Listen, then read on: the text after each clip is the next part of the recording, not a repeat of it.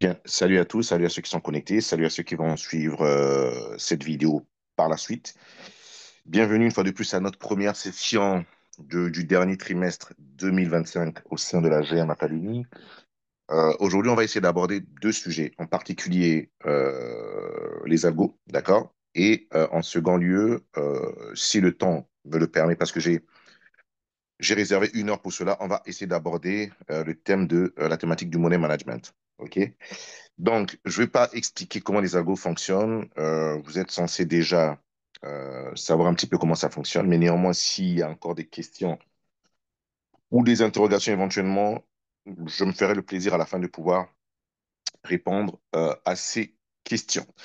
Donc, et entre-temps, j'espère que vous avez un petit peu eu le temps de suivre les vidéos postées en début du mois de septembre. Je crois qu'en septembre, j'ai posté 3 vidéos au début, au milieu et puis, à la fin du mois de septembre, j'ai posté 3 vidéos et j'espère que vous avez eu le temps vraiment, vraiment de les suivre. C'est très important. Et si c'est le cas, on pourrait éventuellement y revenir parce que, il y a beaucoup d'éléments que je vais border qui ont été déjà abordés dans la vidéo. Comme vous le savez, j'aime pas trop monologuer. J'aime pas trop monologuer. J'aime bien qu'on puisse avoir des échanges que lorsque je pose une certaine question ou c'est juste pour essayer de voir si vous suivez et éventuellement voir si j'ai pas omis éventuellement d'aborder un sujet. OK? Donc là, d'entrée de jeu, je vais m'attarder sur le GMHP, d'accord? Sur 3 algos en particulier, le GMHP, le GMQ, puis le BO. Donc j'espère vraiment que vous connaissez un petit peu le fonctionnement de ces 3 algos, qu'est-ce qu'ils sous-entendent et qu'est-ce qu'ils annoncent en règle générale. Maintenant, on va plus parler du GMHBO, d'accord? Et vous savez bien que la manière dont est constitué notre GMHBO, et ça, je crois que j'avais balancé sur la dernière ou l'avant-dernière vidéo, c'est une séquence de Fibonacci qui regroupe afin de déterminer certains points, ou bien certains points, en l'occurrence X, A, B, C, D. Donc, ça évolue sur 5 points. Donc, c'est un petit peu comme à l'école, je ne sais pas si c'était en primaire ou au lycée lorsqu'on nous parlait de trouver l'inconnu lorsqu'on a déjà certains éléments. C'est ce qu'on a, j'ai même oublié le terme. C'était une équation à un ou deux ou trois inconnus. Donc là, en l'occurrence, c'est une équation à un seul inconnu puisque l'algorithme nous aide à identifier déjà 4 points possibles avant de viser le point final qui est en l'occurrence le point D. D'accord? Et vous avez le Gartley, vous avez le bat, vous avez le butterfly, vous avez le crabe, shark et cipher. OK? Donc, lorsque j'énonce ces 6 patterns, j'espère que dans votre esprit, vous voyez un petit peu comment ils sont configurés, qu'ils soient à la hausse ou à la baisse. C'est très important. Si nous avons une pattern ou une figure baissière, ça sous-entend que le point D sera en bas. D'accord? Donc, dans votre schéma, si je vous parle du Gartley, du bat, du butterfly, excusez-moi, et du crabe, vous savez d'où part le point, hein, le point qui déclenche la vague haussière. On est en bas vers le X, d'accord? Je vais le schématiser tout de suite. Donc, on va partir de ce point vers ce point, d'accord? Et après, on redescend vers ce point. Après, on remonte vers ce point pour finir là ou potentiellement un peu plus bas. D'accord? Ça, c'est très important que vous devez le schématiser. Ça, c'est peu importe que ce soit le Gartley, le bat, le butterfly et le crabe. Si nous sommes dans une figure baissière, d'accord, ça veut dire que le point D sera en bas, tout en bas. Je me suis arrêté ici. Pourquoi? Je me suis arrêté ici. Pourquoi? À votre avis, pourquoi je me suis arrêté ici? Parce qu'on peut avoir un point D ici et un second point D ici. Donc, si on prend en l'occurrence le Gartley, le bat, le butterfly et le crabe, qui est en mesure de me dire quelle figure, lorsque je schématise cela, quelle figure éventuellement au point D, lorsqu'on arrive à ce point D, à quelle figure pouvons-nous, ou à quel potentiel, en l'occurrence, pouvons-nous y attendre? Lorsque je parle bien du Gartley, du bat, du butterfly et du crabe. En l'occurrence, sur le premier point du point D. Quelqu'un pour me répondre, s'il vous plaît. JD, en fait, là, je pense que le premier point D, ce sera un Gartley. D'accord, je suis d'accord. Parfait. Ensuite, et pas Et que. oui, il n'y a pas que le Gartley Non, il n'y a pas que le Gartley. qui ne dépasse pas euh, Qui ne dépasse pas le point le point X. X. Ouais, l'autre figure qui ne dépasse pas le point X. Oui, je sais pas si c'est pas le crabe, le bat, j'ai oublié cette figure. On avait fait un travail dessus. Effectivement, c'est pour ça on l'avait effectivement fait. C'est pour ça que j'insiste que ce soit quelque chose qui reste gravé dans votre esprit. C'est très important. Mm, Parce que vous ne pourrez pas éventuellement, là, sur la deuxième phase du money management, quand on va parler du money management, vous ne pourrez pas éventuellement savoir comment anticiper une autre figure. Si, mm, si dans ce cas, vous n'êtes pas en mesure de vous dire que, OK, tiens, ce point D est potentiellement un Gartley, potentiellement un bat, un butterfly ou un crabe, potentiellement. Donc, il faudrait que ça soit vraiment quelque chose qui soit scotché dans votre esprit et dès qu'on vous réveille, tout de suite, vous savez. Donc, je suis d'accord, il y a le Gartley. Et hormis le Gartley, Il y aurait un bat, non? c'est bien ça, Tony. Exactement.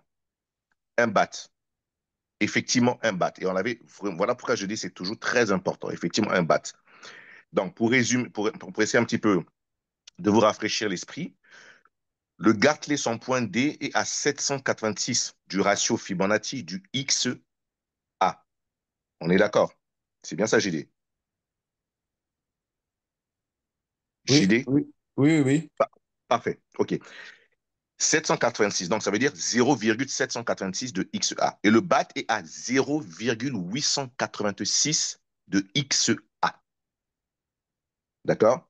Donc là, à partir d'aujourd'hui, vous dites que, tiens, parmi ces six figures, si on prend en l'occurrence où le point C ne dépasse pas le point A, donc ça veut dire qu'on supprime les deux dernières figures qui sont le shark et le cipher, tous les autres points D, il va nous rester quatre figures. Et dans les quatre figures, il n'y a que deux figures où le point D ne dépasse pas le point X. Donc, en l'occurrence, c'est le Gartley et le BAT.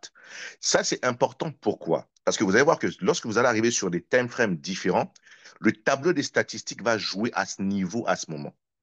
Donc, ça voudrait dire que ceux qui veulent trader le point D, si c'est du Gartley ou si c'est du BAT, il va falloir prendre en compte cette figure des statistiques. Est-ce que en tradant le point D, là par exemple, nous sommes sur du 3 daily.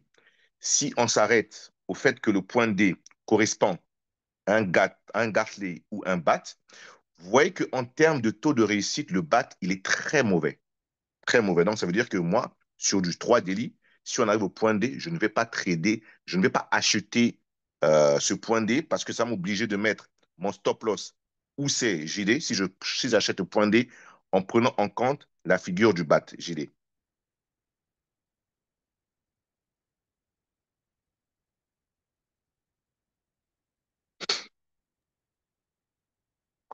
Si je JD, dois.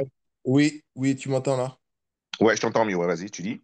Voilà, si on doit trader le, le point D, Oui, si on doit trader le point D, que c'est un potentiel BAT, où dois-je mettre ma figure, où dois-je mettre mon SL? en partant du point C, Non, non, je vais trader le point D. Ça veut dire qu'on a déjà atteint le point D. Là, on part plus ok, du ça point roule. C. Ben, je pense que je le mettrai en dessous du point X. Exactement, en dessous du point X, effectivement. En dessous du point X. Mais sauf que là, maintenant, c'est pour ça que je dis que c'est très important. Vous voyez que là, statistiquement, sur du 3DD, sur ce time frame, le BAT, en termes de données, au point D, il n'est pas bon du tout. Au point Hmm, C, on est d'accord qu'il est bon. Mais au point D, il n'est pas bon du tout. Est-ce que c'est clair à tout? Est-ce que c'est clair pour tout le monde à ce niveau? ok. C'est clair pour tout le monde? Donc, vous voyez que là, on a deux possibilités de trader le point C, qui nous emmène vers le point D, et de trader sur le point D, qui nous emmène vers les T1, T2 successifs. Donc, c'est important que vous ayez ce schéma dans votre tête en se disant, tiens, Si on a ce schéma, on sait que, tiens, sur 700, et l'avantage, c'est que si vous avez ce potentiel, vous dites, tiens, sur le Gartley, par exemple, si je me trade le Gartley, en T1, j'ai plus de succès que le BAT.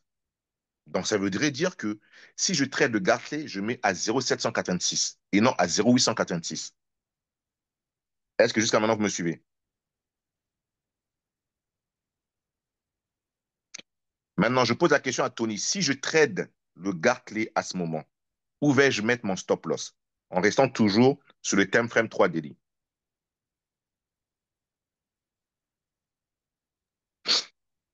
Alors, tu m'as un peu perdu là, j'avoue. Tu me la refasses. Parce que j'ai du Tu mal dis? en plus j'ai du mal à regarder l'écran, donc Ah, d'accord, ouais. Ok, c'est pour ça que je dis, il va falloir, c'est pour ça que je disais que ça reste dans votre esprit, ça dit, on n'a pas ouais, besoin de j'essaie de regarder l'écran. l'imaginer, mais Voilà, tu as avec du mon mal. œil, c'est compliqué de regarder trop l'écran. Non, mais je comprends. Mais c'est pour ça que j'ai parlé tout à l'heure au début d'esprit que ça reste imaginé dans votre esprit. Je répète, regarde. On a les statistiques de notre Gartley ici. En termes, là, je ne m'adresse pas en termes de pattern, mais en termes de succès. On a un succès qui est au-delà de 37%. D'accord? 37%, ça veut dire qu'il a touché le point D et il est parti toucher le point T1 sur des trades de 8 trades. C'est-à-dire, on a eu 8 trades au point D. Et sur les 8 trades, là, je parle du Gartley, au point D, on a eu 37% en disant 40% de succès où il a touché le T1. Tu me suis jusqu'à Ok, maintenant, Tony?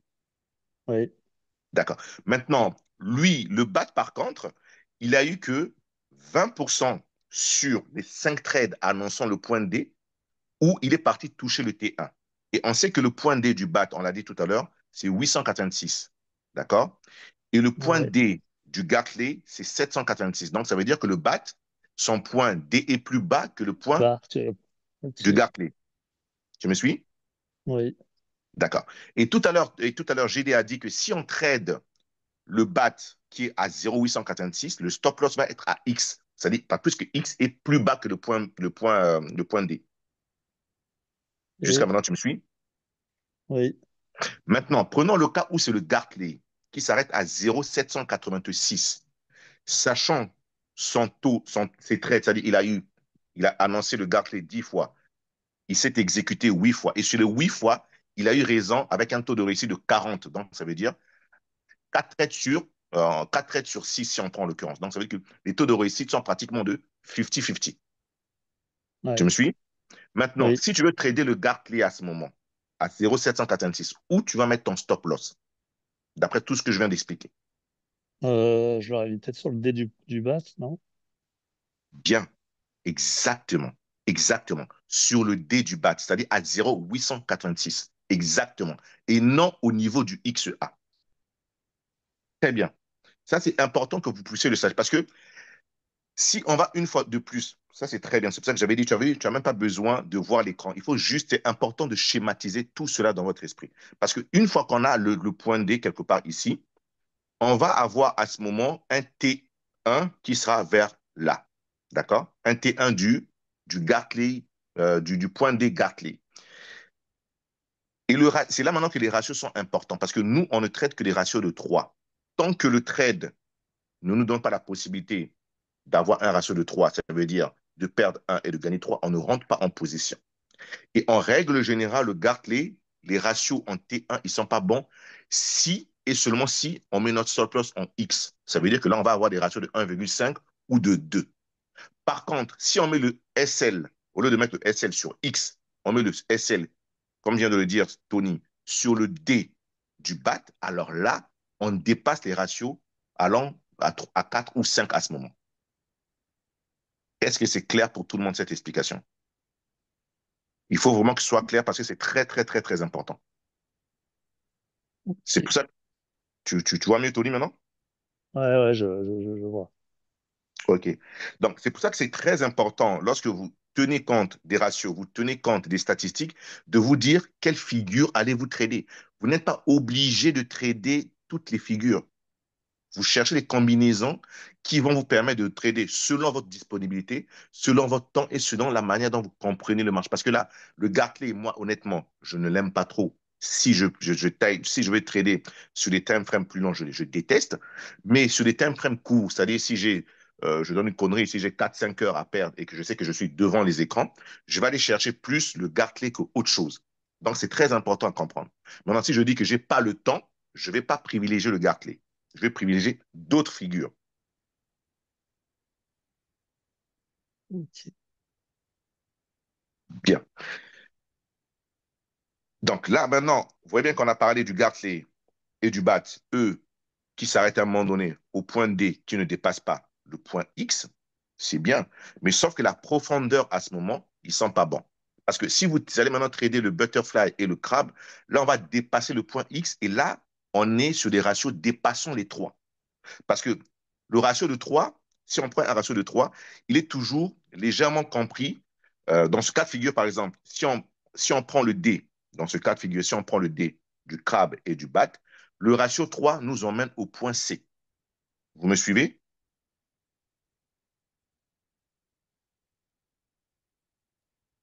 Ok, je suppose que le nom dit Ouais, oui. Donc, ça veut dire que, ouais. ok, donc, ça veut dire que le T1 nous emmène tout de suite, le ratio, nous emmène le ratio 3 nous emmène au point C. Par contre, si à ce moment, nous tradons le butterfly et le crabe qui dépassent le point X, vous voyez que si on va atteindre le point C, on dépasse tout de suite nos ratios de 3. On est sur des ratios de 6, 7, 8. Dans tous les cas, je vais prendre un schéma dans le graphique et on va le voir. Mais c'est ce que vous devez arriver à comprendre. Donc, pour ceux qui n'ont pas de temps, pour ceux qui veulent chercher des ratios énormes, vous comprenez qu'à ce moment, la meilleure des choses à trader, c'est le crabe et le butterfly, et non le gartley et le bat. Ça vous permettra non seulement de ne pas être en longueur de temps devant les écrans, de ne pas être en longueur de temps exécuté, mais lorsque vous êtes exécuté, vous avez des ratios supérieurs à 3. Et il vous suffit d'avoir un trade ou deux trades réussis pour que vous bouclez la journée ou la semaine ou le mois selon vos objectifs une fois de plus. OK? Donc, c'est pour ça que c'est très important lorsque vous êtes tradé, vous fassiez des objectifs. C'est de se dire, j'espère que vous avez eu le temps de suivre un petit peu les statistiques du mois de septembre. Moi, personnellement, sur les trades, ça dépendra. Vous avez un portefeuille de 1000. C'est vous dire, OK, dans le mois, je sais que, tiens, je peux faire 20 ou 30 trades qui vont réussir. Et ces 20 ou 30 trades, c'est vraiment le minimum, qui vont réussir. Sur les 20 ou 30 trades qui vont réussir, je veux sécuriser déjà, je dis, moi, dans mon cas de figure, c'est entre 20 et 30 dollars. Entre 20 et 30 dollars. Pourquoi? Parce que je vais générer un minimum, supposons de 1000 dollars que je veux extirper du marché. Donc, ça veut dire qu'en l'occurrence, si je vais sécuriser 20 ou 30 dollars, vous comprenez que c'est insignifiant sécuriser 20 ou 30 dollars par trade.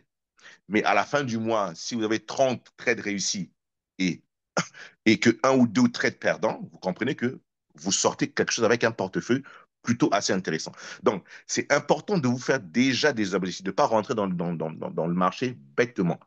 OK? C'est déjà de comprendre comment les algos fonctionnent, maîtriser les monnaies de management et sachez bien que faire deux ou trois trades perdants, c'est ce que je vais expliquer par la suite, c'est largement possible. Mais pour que cela soit possible, il faudrait que vous compreniez comment les algos fonctionnent. Sinon, c'est impossible. C'est vraiment très impossible de le faire. Maintenant, une fois que vous comprenez comment les algos fonctionnent, vous l'avez imaginé, point D, point C, et vous dites, OK, je privilégie telle figure par rapport à telle figure, tel scénario par rapport à tel scénario, et en ce moment, vous allez maintenant additionner le money management dont on va parler tout à l'heure, je vous assure qu'à la fin du mois, vous allez avoir des résultats, mais incroyables, vraiment incroyables. Et pour le tester, commencez une fois de plus avec 100 dollars. C'est la portée de tout le monde. D'accord? Et on va le voir tout à l'heure quand on va parler du money management. Donc, une fois que vous avez compris cela, peu importe, je n'ai pas envie de refaire le schéma dans l'autre sens. Une fois maintenant que vous avez compris cela, c'est de se dire maintenant, qu'est-ce que vous allez maintenant privilégier en ce moment? Personnellement, moi, quand je trade, je privilégie beaucoup, beaucoup.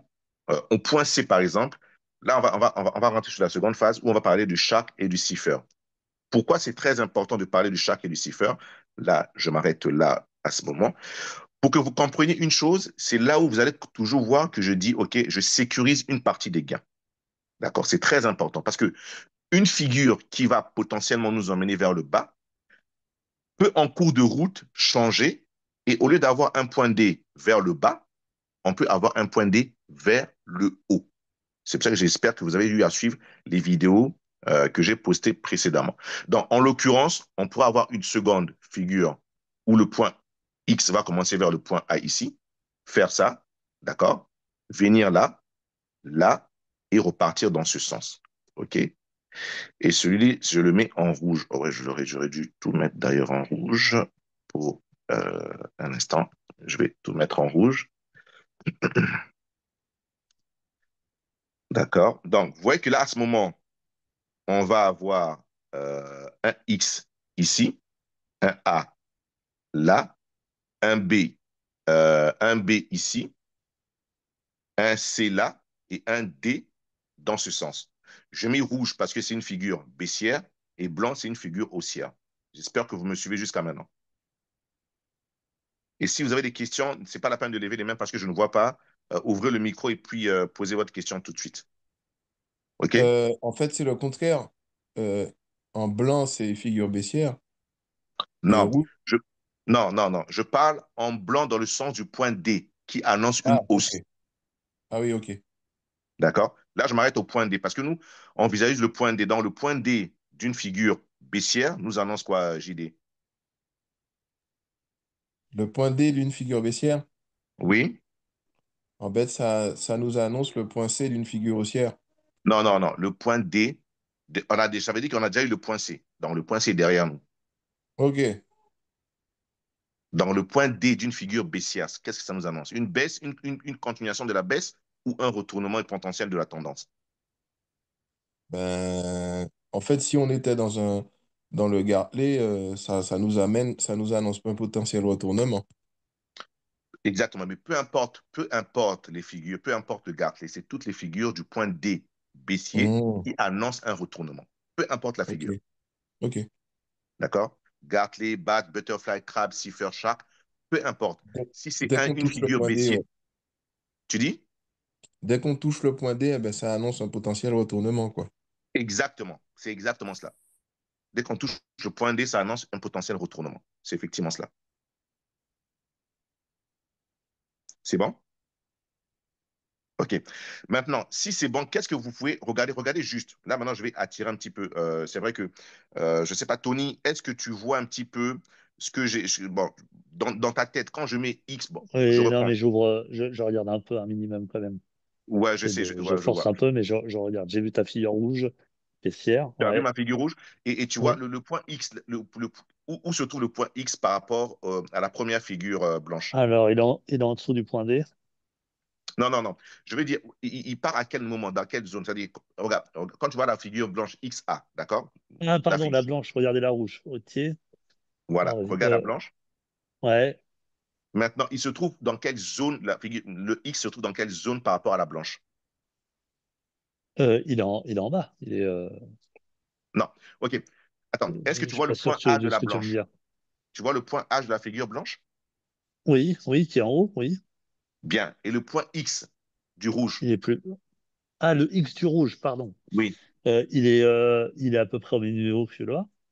exactement. C'est exactement ce que je voulais te faire comprendre. C'est-à-dire que le point X de cette figure va exactement être au niveau du point A qui correspond à la figure. C'est-à-dire, si on anticipe une hausse potentielle, un retournement potentiel, ça veut dire que le point A va correspondre au départ de la figure qui va potentiellement nous annoncer une baisse. Tu... Oui. Tout le monde arrive à me suivre jusqu'à maintenant? Ça veut dire que les figures, à un moment donné, les figures, bon, comment je peux essayer de l'expliquer un petit peu plus simplement? C'est que si les figures, un point A, par exemple, d'une figure, doit être un point X d'une autre figure. Et un point B, par exemple, d'une figure, peut être un point A d'une autre figure. Et c'est là que souvent, vous allez voir que le trade va dans le sens que vous avez annoncé, mais par hasard, il repart à un moment donné, paf, au lieu d'aller toucher votre TP, il va toucher maintenant votre SL, peu importe qu'il soit baissier ou haussier. Je ne sais pas si tout le monde voit un petit peu ou comprend un petit peu ce que je suis en train de dire. Et c'est important, c'est là que vous allez maintenant déterminer si vous allez faire plus de trades gagnants que de trades perdants.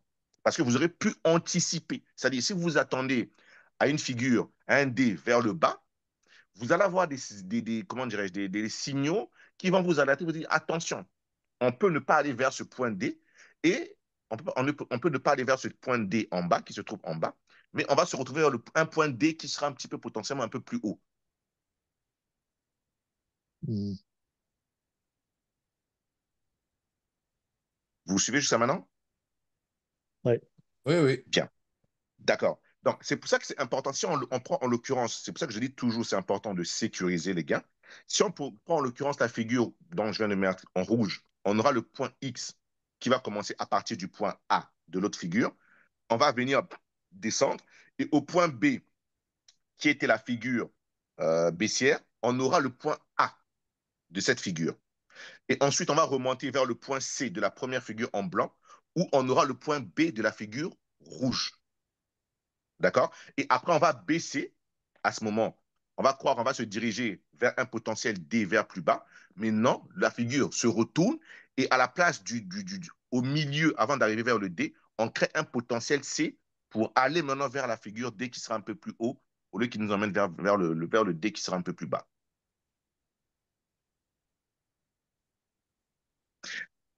Si tout le monde a compris, on voit un petit peu, la figure et en le schématisant dans votre esprit, il y a bon, j'ai pas envie de vous aiguiller, mais qu'est-ce que vous remarquez? Si vous essayez de voir comment ces figures, comment ces points de ces deux figures interagissent entre eux, qu'est-ce que vous remarquez? Bah, que les débuts des schémas se ressemblent, qu'on soit en bearish ou en bullish. Et qu'en gros, Et si on est capable d'identifier les débuts de chaque schéma, on pourrait par exemple se dire que B et C sont identiques et on pourrait tenter un trade à ce niveau-là et en mettant un short enfin un stop au futur C par exemple. C'est-à-dire, alors attends, je la refais. Au niveau vas-y. Du C blanc et du B rouge, on pourrait tenter un trade de se la jouer short et de mettre un stop, alors pas le stop, mais de prendre ses gains au niveau du C rouge, par exemple, pour être sûr. Après, je sais pas si c'est, alors, je Non, non, sais non, pas non, si vas-y, c'est va, non, viable. non, va dans ta logique, va dans ta Mais logique. je me Vas-y, dis que continue. quoi qu'il, là, on a un pourcentage de chance au niveau du C rouge, du C blanc et du B rouge d'aller de partir en baisse, beaucoup plus important, parce que les figures elles se ressemblent, mais sur ces deux figures, elles vont partir vers le bas. Et donc de se dire, bah là, on peut peut-être tenter un trade à ce niveau-là sans prendre trop de risques. Et après, est-ce qu'on est dans le ratio suffisant? Je ne sais pas. Là, je ne maîtrise pas assez. Très bien. Très, très, très, très, très, très bien. JD, je ne sais pas si Gaëtan est avec nous. Est-ce que Gaëtan nous a rejoint? J'arrive pas à voir. Gaëtan est là ou pas du Ah, tout? alors je suis là, mais je suis arrivé à la bourre là. Du coup, j'ai pris le truc en route. Et bonjour tout le monde. Bonjour. Bonjour. Salut, salut. Ben, tu as pris le truc à la bombe, mais c'est vrai, mais sauf que tu le prends un petit peu au bon moment. J'essaie un petit peu d'expliquer l'importance avant qu'on passe au money management. Donc, tu n'as pas vraiment raté quelque chose, mais ça, c'est la partie vraiment assez intéressante. Maintenant, la bourre ou pas, tu maîtrises un petit peu les figures, tu as un petit peu compris l'explication de Tony. Euh, et puis, tu vois un petit peu les figures sur le graphique. Qu'est-ce que toi, tu en penses actuellement, là, maintenant, par rapport à ce que Tony vient de dire? Euh, bah, c'est ce que je viens de dire, je suis arrivé à la bourre, donc du coup, si tu peux reprendre OK, je vais reprendre. la question piège, et je vais essayer d'y D'accord, répondre. exactement. Mais là, tu vois bien les deux figures, d'accord? Tu vois une Ouais, figure en blanc et puis une figure en rouge, OK? ok, Une annonce un potentiel retournement vers le haut et l'autre, une baisse probable en prenant en l'occurrence des points D, d'accord? ok, la baisse le rouge La hausse, le blanc, et la hausse le blanc, ouais. d'accord? Et là, tu vois, sur la figure blanche, il y a deux points D, OK? Ouais, Il y a le premier un peu plus haut et le deuxième un peu plus bas. À ton avis, pourquoi? mais ça dépend de la figure en question, mais Merci. Mais si c'est en prenant, exactement, ça dépend de la figure en question. Maintenant, prenant le premier dé, ça serait en l'occurrence quelle figure? le premier dé, tu parles de, bah, Du c'est celui blanc. qui s'arrêterait à 0,86 de XA, quoi. Ou, Donc, donc ça peut être un bat, ça peut être un Gartley, exactement, ça peut être un bat ou un potentiellement. gars. Voilà, Effectivement, et puis l'autre plus bas, bah, ça serait un shark, crabe ou papillon, quoi. Butterfly. Exactement. Donc, ça, c'est très bien. Non, très bien. Donc, ça veut dire qu'on accélère.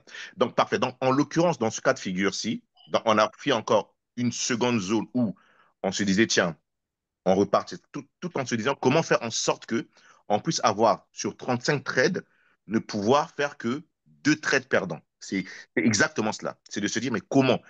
C'est qu'il y a une stratégie simple, c'est de cibler des zones avec des probabilités élevées d'être exécutées. C'est pour ça que j'ai fait ce schéma. C'est-à-dire que si vous référez uniquement, si on se réfère uniquement au schéma blanc vers le D, sans prendre en l'occurrence le schéma rouge, on peut trader le point C qui va nous emmener vers un Gartley ou un BAT. Et à ce moment, comme par hasard, on est en gain, on met notre stop loss à 0 parce que le point D ne coïncide pas avec un ratio qu'on a défini. Et le trade va dans l'autre sens, malheureusement. Et tout de suite, paf, on sort du trade et on est stoppé à 0. Tu comprends un petit Et peu la logique? ouais, Maintenant, je comprends un peu la maintenant logique, mais après, c'est un peu là où on se sert de enfin, du tableau des patterns. Alors, je sais pas si en 3D c'est très flagrant, mais sur une petite time frame, ce serait plus utile, non? ce serait pourquoi? J'ai pas compris, j'ai pas saisi ta question. Parce qu'en fait, pour se servir de l'orientation du trade qu'on va prendre, ça va dépendre aussi. Enfin, si on se met en 3D, les chiffres sont pas trop parlants, je crois. Donc là, tu parles du tableau des statistiques. Bah, on s'en sert de ça souvent, non? Non, non, non, non, non, mais puisque dans les Non. tableaux des statistiques, ça te montre pas que si c'était le point D qui était haussier ou baissier. Ils confondent tout en même temps, le point D. C'est-à-dire, sur le tableau des statistiques, il peut te montrer regarde ce qu'il va te faire. Il va te montrer un potentiel C en partant. Si on prend la figure blanc, il va te montrer un potentiel C en partant vers le bas. D'accord? Et en même temps, dès qu'on va arriver vers le point C, regarde ici, regarde ce que je veux dire. Ici, il te montre un potentiel qui va dans ce sens. D'accord?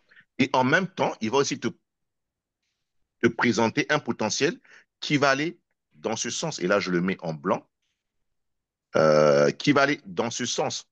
Tu vois ce que Non, je mais veux dire? là, tu parles, là, tu parles du TP1, non? Non, En non, non, blanc. je parle du point D. Non, du point D. Du point D.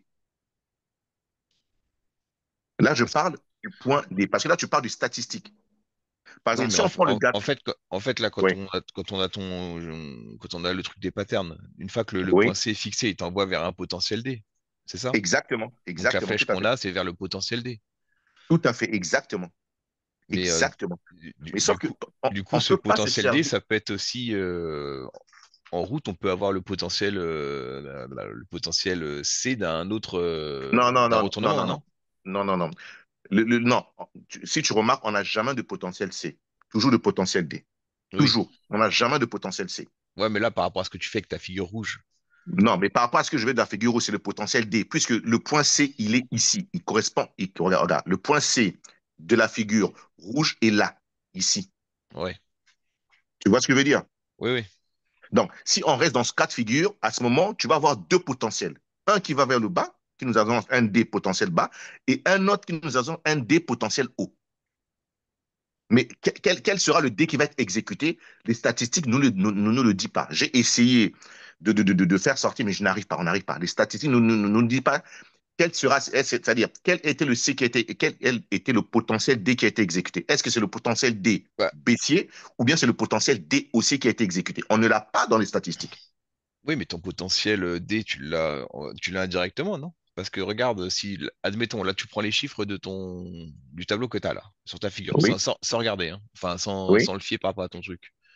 Mais oui. là, ton Gartley, la pattern a été annoncée 10 fois, ça veut dire que 10 fois, on a eu le potentiel D, et ça a été réussi 8 fois. Bon, après, Oui, oui, Le TP1 mais a été non, exécuté ou c'est autre pas chose. à Mais attends, 37%, c'est autre chose, tu mais vois. je suis d'accord. Mais dans les patterns 10 fois qui a été exécuté le point D, est-ce que tu peux arriver à quantifier le nombre de points D? Est-ce que tu peux dire que sur les 10, on a eu tant de nombre de points D baissiers ou haussiers? Est-ce que tu Bah, peux le faire? bah, ton point D, on sait qu'il a été exécuté, enfin, il a été réussi 8 fois, donc tu as Oui, mais 80% de chances lequel? de l'avoir, le D. Mais je suis d'accord, Est-ce mais que est-ce c'est que le c'est le bullish ou le haussier? bullish? Non, mais est-ce que c'est le haussier ou le baissier, Gaëtan? Ah oui, bah Sur ça, les non, on peut 8 pas fois. savoir. Mais exactement. On ne peut pas savoir parce qu'il nous annote les deux. C'est ce que je suis en train de dire. On ne peut pas savoir si c'est baissier ou haussier. Donc, si on a c'est dans ce cas, si on a un truc haussier, un potentiel D vers le haut ou un potentiel D vers le bas, statistiquement, on n'a pas de données pour nous dire, tiens, on choisit le bas que le haut, que la hausse. Tu vois ce que je veux Oui, dire? oui, oui. Là maintenant, si on est d'accord, c'est là maintenant que rentre en phase la nouvelle, ce qu'on disait pour te dire, à quel moment, quel point, peu importe qui va annoncer. Là, par exemple, c'est là maintenant que c'est ce que Tony a dit tout à l'heure. Si on prend ce cas de figure en partant vers le point C de la figure haussière, potentiel retournement haussière qui est en blanc, qui correspond à un point B qui n'est que le retracement du point rouge, Tony a dit qu'à ce moment, en rentrant sur le point C blanc et B rouge, on a plus de chances que les prix aillent vers le bas sans pourtant aller vers le point D du Gartley ou du BAT. Tu me suis, Oui, Gaëtan? ouais, ouais. Et donc là, à ce moment, au point C du blanc et au point B du rouge, si on trade une vente, on a 99,9% que le prix aille vers le bas, mais pas sur notre T1 qui sera le point D de la figure en blanc. En fait, tu voudrais qu'on prenne, alors admettons que tu rentres en short sur ta figure, sur le point C, on peut pas l'avoir le point C total, enfin, sauf si vraiment on s'en rapproche tout pile, mais qu'on soit dans la zone du point C, quoi, c'est ça? Mais Avec non, un mais, stop loss, avec un SL au-dessus du C. mais exactement. Mais Ouais. non, c'est juste pour dire que cette zone-ci, là, cette zone, c'est une zone, une fois que vous comprenez, c'est une zone où si tu vas en short, pas forcément en visant le point D, parce que il va nous montrer un potentiel D, d'accord, pour nous dire potentiel garde ou bien potentiel bat. Il nous emmène vers le D. Mais sauf que ce point C-là, exactement, si on rentre, là, en l'occurrence, ce qui est intéressant, c'est quoi? Si on a ce point C, par exemple, sur les time frames élevés du style du H5 jusqu'en daily, ce point C, vous allez remarquer que sur les time frames plus bas, il faut que ce point C coïncide à un point D à ce moment. Donc là, vous pouvez anticiper, c'est-à-dire, c'est là où c'est important. Là, vous pouvez maintenant anticiper les prix. Ça veut dire que si on est, je vous donne une connerie, vous êtes sur du H2 ou du H3 et on vous manque un potentiel D, d'accord? Mais sauf que ce potentiel D H2, H3 va être un potentiel C de H5 ou H6. Je ne sais pas si vous me suivez. Ouais, vas-y, Oui, continue. oui. Oui, oui, D'accord? oui. Donc là, tu vois que là, maintenant, tu peux même rentrer avant que même que le point, avant même que le potentiel D de cette figure H5, H6 ne soit annoncé, puisque on nous avait déjà annoncé un point D de cette même figure un peu plus bas. D'accord? C'est ce qu'on appelle des fractales. Ça se répète en longueur de temps. C'est pour ça que c'est très important de ne jamais oublier le price action. C'est important, le price action. Ayez toujours cela à l'idée. Vous avez un premier prix qui fait ça, qui fait ça, qui fait ça, qui fait ça, qui fait ça, en H5. Mais sur les time frames plus petits, vous allez avoir des petites séquences dans ce sens. Donc, ce sont les time frames plus petits qui peuvent nous permettre d'anticiper et les time frames élevés nous permettent uniquement d'avoir notre confirmation. Et c'est pour ça qu'on va revenir. C'est pour ça que j'ai dit c'était important de regarder la vidéo, la deuxième ou la troisième vidéo. Et là, je pose la question, j'espère que vous avez le temps de le suivre. Vous avez vu que j'ai pu anticiper les scénarios probables du Bitcoin jusqu'à 125. Quand on était quand on était descendu jusqu'à 107, 108. Et je m'appelle Gaëtan, toi, tu visais 106. Mais on n'a pas eu ces 106. Jusqu'à maintenant, on n'a pas eu. On est redescendu Alors, et on est alors, reparti vers les 125. ne me parle pas de ça, parce que j'ai loupé mon entrée à 300 $ près.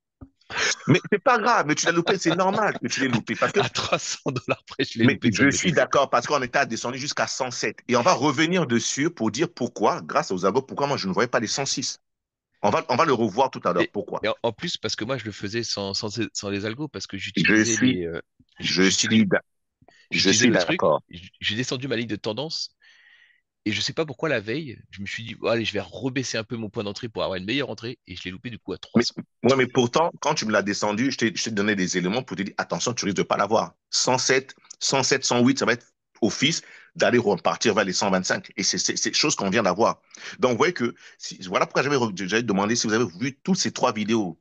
On a beau parler, mais regardez. Et aujourd'hui, on a touché 125 et maintenant, on recommence à rebaisser. D'accord? On n'a aucune boule de cristal, mais grâce aux algos, on peut essayer d'anticiper plusieurs scénarios. Et dans ces scénarios, maintenant, le tout, maintenant, c'est de pouvoir gérer. Et là, maintenant, ça, on rentre en ligne de mire en parlant maintenant du money management. Maintenant, pour revenir, j'espère que ce schéma du price action, c'est très important. Une tendance haussière, un point X vers le point A, du H5, à l'intérieur, vous pouvez avoir plusieurs figures. Vous l'avez certainement remarqué. C'est-à-dire, en allant du point X vers le A, c'est un transant linéaire sur du H5, mais sur du H1, H2, on aurait déjà eu plusieurs figures.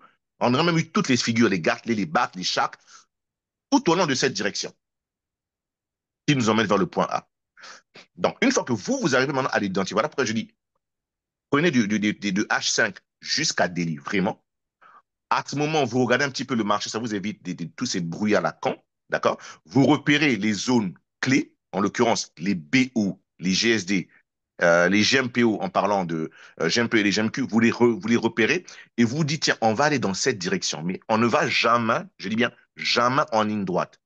Maintenant, vous redescendez sur les time frames, toujours avec ces mêmes algos, voir des possibilités, des scénarios probables. C'est pour ça que c'est important que vous puissiez avoir à l'esprit certains ratios de chaque point. D'accord? De Gartley, du BAT, Butterfly, Crab, Shark et Cipher. Et en l'occurrence, où se situe le point C, où se situe le potentiel point B, où se situe le potentiel point D. Une fois que vous les avez, sur les time frames, vous allez juste avoir comment dire, une confirmation de ce que vous êtes en train d'envisager sur les time frames plus haut, où vous avez déjà mis des ordres limites, et vous vaguez dans ces eaux, mais dans la direction de la tendance primaire, parce qu'on a la tendance primaire, secondaire et puis tertiaire. D'accord? Dans la tendance primaire, en l'occurrence, on voit le XA sur le H5, mais on sait qu'on ne va jamais en ligne droite, comme je cesse de le dire. Maintenant, repérez éventuellement des petits mouvements qui vont vous dire, tiens, on peut revenir vers là avant de repartir dans ce sens. OK? Maintenant, à part le point C et le point B, on vient de dire, que non, Tony vient de dire, tiens, ce point-là, si on le vend, on a des certitudes à 99,5% que le prix aille vers le bas. Là, maintenant, en l'occurrence, on s'en fout du ratio. C'est pas important. Pour l'instant, c'est pas important parce que on prend juste le sens. Est-ce qu'on aura raison ou tort? Oui, on aura raison. Mais à part ces deux points, c'est-à-dire le point C en blanc et le point B, y aurait pas-il un autre point avant le point D potentiel de ces deux figures où on peut dire que, tiens, on a encore plus de probabilité si on rentre, que ce soit à la baisse ou à la hausse, qu'on puisse avoir raison. À part ce point BC. Quel autre point? Si vous regardez cette figure en face de vous.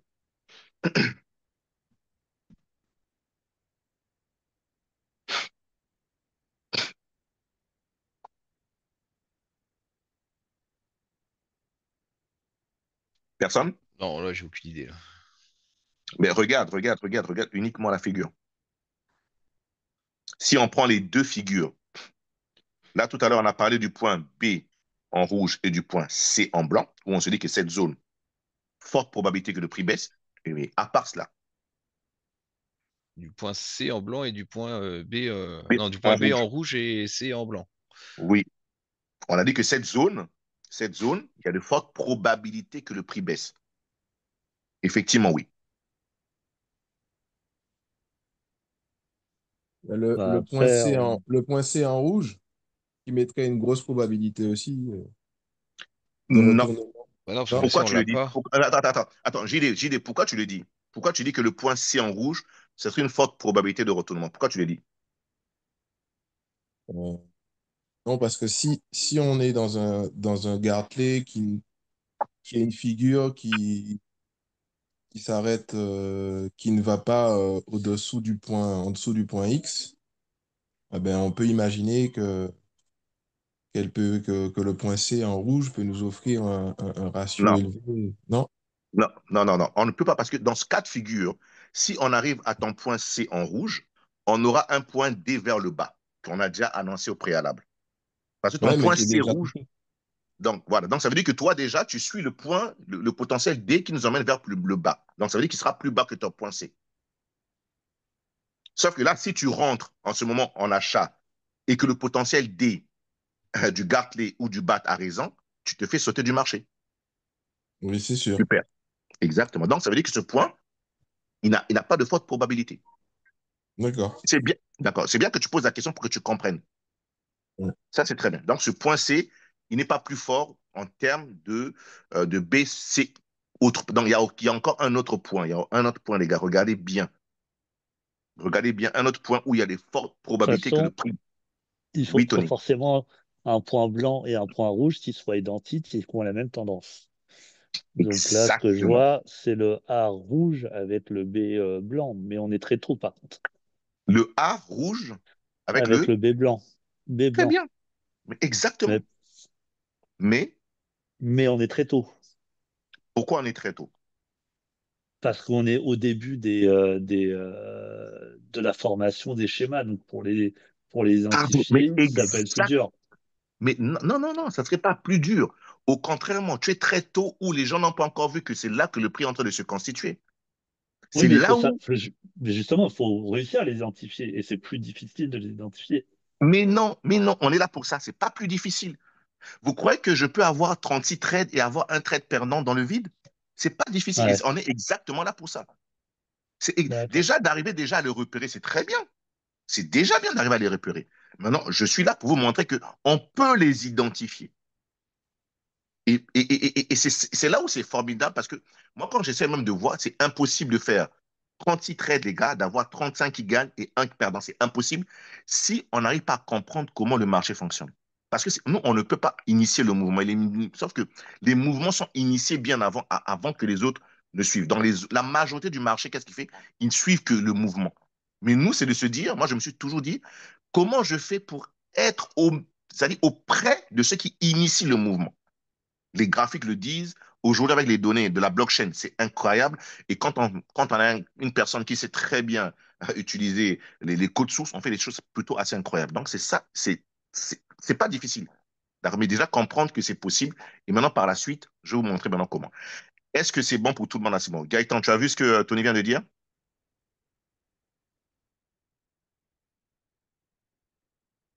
Oui, oui, Gaëtan? oui, oui, j'ai vu. C'est juste que j'étais en train de me refaire la figure sur TradingView.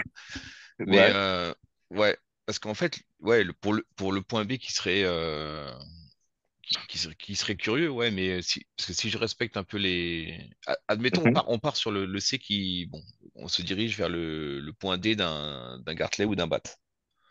Baissier aussi. Oui, baissier aussi, enfin, peu importe. Là, D'accord. dans le cas, dans le cas haussier, là, le blanc. D'accord. D'accord.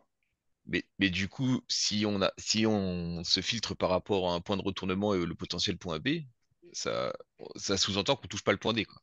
C'est ça. Mais exactement. On sous-entend qu'on ne touche pas le point D, effectivement. Donc en Je crois fait, pas.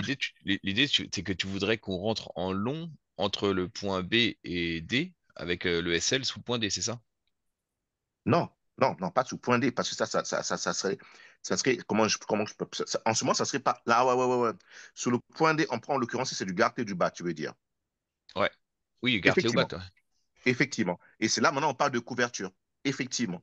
Donc tu voudrais que admettons sur le point C, bon, on serait sur un potentiel short pour accompagner le prix vers le point D, Oui, mais en contrepartie, on se recouvre en ouvrant un long entre B et D, quoi.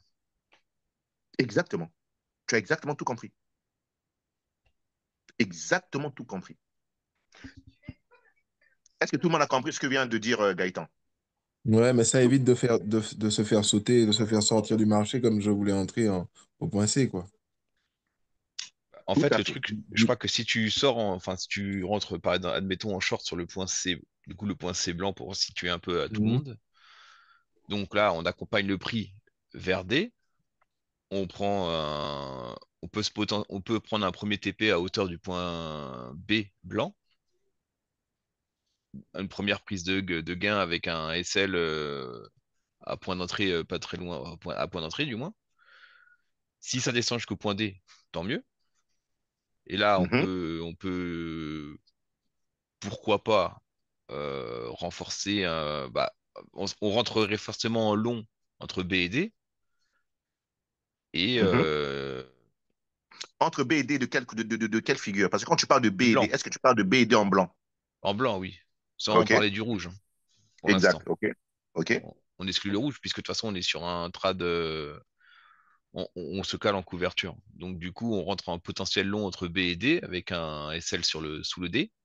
Mhm, Parce que forcément, si on descend plus bas que le point D, à ce moment-là, bah, on va. Alors le D, après, il faut prendre les statistiques aussi, les points de blocage par rapport aux stats qu'on aura sur l'algo.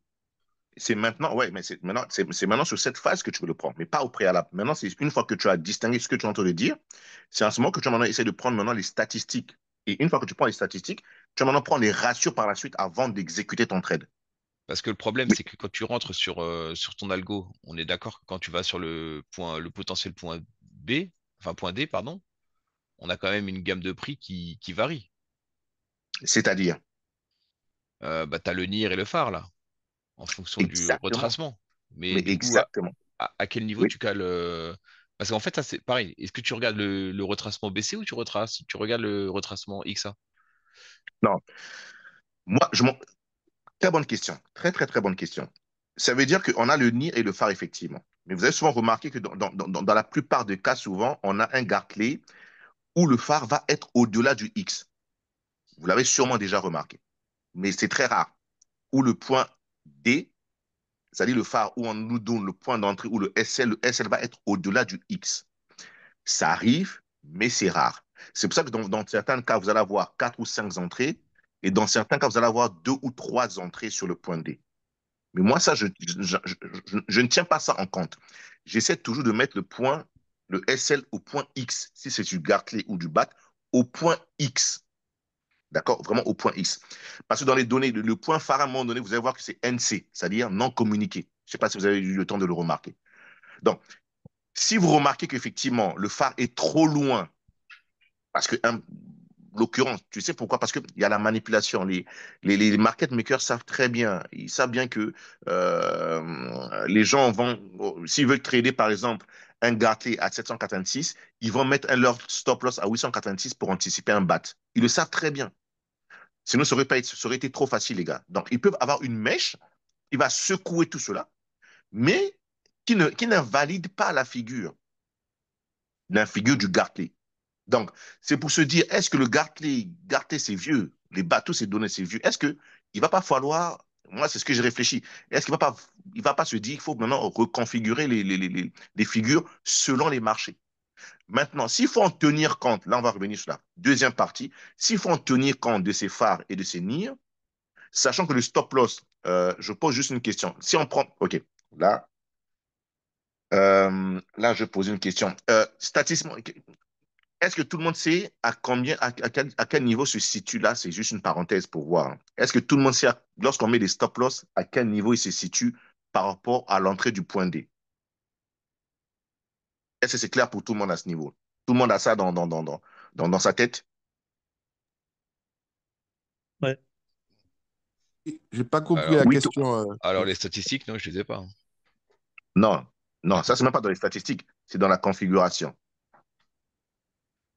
C'est dans la configuration où se situe le stop loss. Et ce stop loss se situe par rapport à quel point? Je ne sais pas. Je Oui. reviens. Ça, c'est très important. Merci pour que tu aies Gaëtan. Tu vois, quand on a des potentiels D, une fois que le D est validé, est-ce qu'on a une seule entrée, les gars? Mhm. Je vous pose la question. Est-ce qu'on a une seule entrée? Bah, non, non, il y a plusieurs, souvent. On va avoir trois points qui peuvent apparaître, quoi. Bon, maintenant, on va voir trois points. Mais le stop loss va se situer par rapport à quel point? Est-ce que c'est le premier? Bon, allons dans le cas où c'est trois points qui apparaissent. Où va se situer le stop loss? Au niveau du premier, du deuxième ou du troisième point? Au troisième point, du coup. Tony, JD, vous êtes d'accord avec Gaëtan? J'avoue, là, je ne sais pas là. Non, mais il faudrait que j'ai la figure. Je visualise pas là ce qui est dit là. Bien.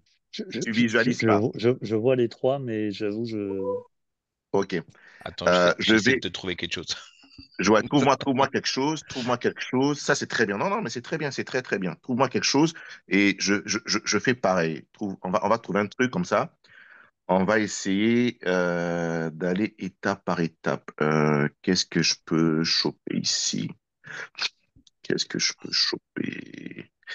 Je n'avais pas prévu. Voilà pourquoi j'ai pas. Ah, super. Bon, stop. Parfait. C'est bon, Gaëtan, je l'ai. Tu l'as? Ok. Ouais, c'est bon, je l'ai. Euh, Tony, est-ce que tu arrives à voir mon écran, Tony? Ouais, Est-ce que tu peux juste activer le GM j'ouvre pattern, l'œil. que ce soit plus limpide? Activé dans quel sens, c'est-à-dire? Juste mettre le GM pattern en algo. On a le go. Là, tu n'as pas le GM pattern, là? Il est là? Si, si, mais Et- comme tu as tout le reste derrière qui encombre dans tous les Ah, sens. d'accord. Uniquement, Parce que uniquement, uniquement. toi, t'as Ok, l'œil ok. expert, mais nous, on a 10 millions de Ouais, ouais, trucs bien vu, d'infos. bien vu, bien vu, bien vu, bien vu, bien vu, bien vu, bien vu, bien vu, bien vu. Très bien, je n'ai pas compris. Juste, attends, ok, ok. Ok, parfait. Ok, on n'a que le GM et celui-là, je vais aussi. On n'a que le GM, ok? Euh, bon, je sais pas si Tony. Bon, Tony ne pourra pas. Bon, je sais C'est pas pas. grave, vas-y, fais. Puis de toute façon, la vidéo, elle est enregistrée. Donc, Elle a enregistré. Ok, d'accord.